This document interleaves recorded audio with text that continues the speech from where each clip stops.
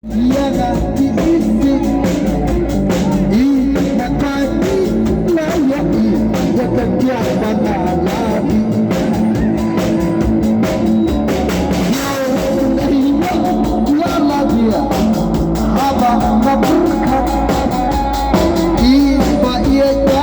Nang patsyam Faslok jom nadai kakiat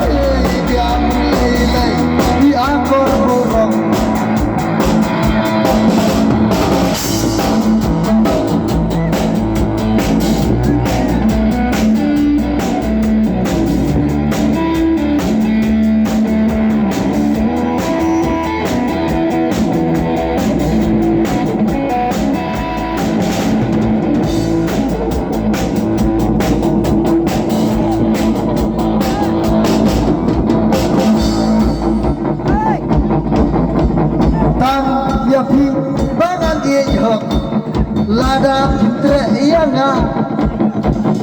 ya kakiat ngap nam disyo ngan tiarya kayen pata yang ko mo kapapi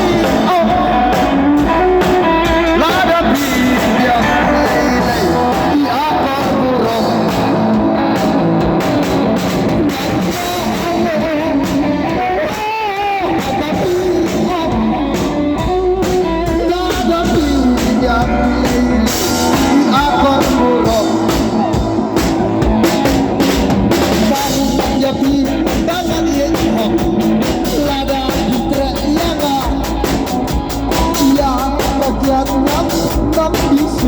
yang ceria kain pata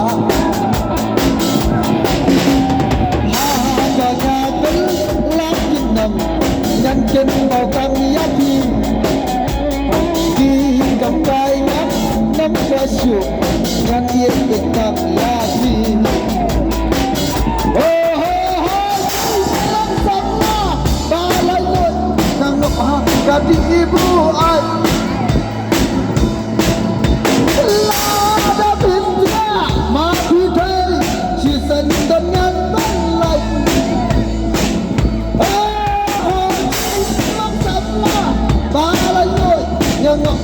Kati ibu ay Lada pitra Mapitay Si sandan yan penlay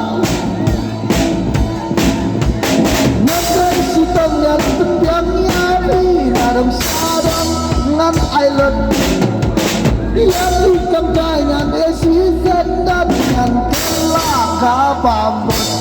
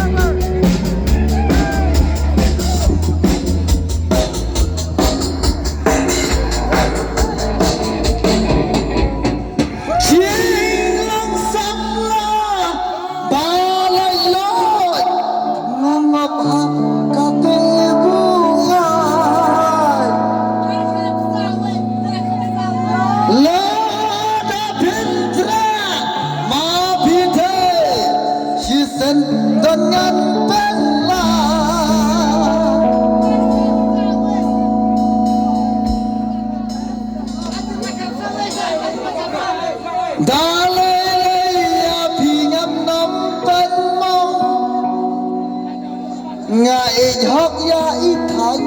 mau jro ta lê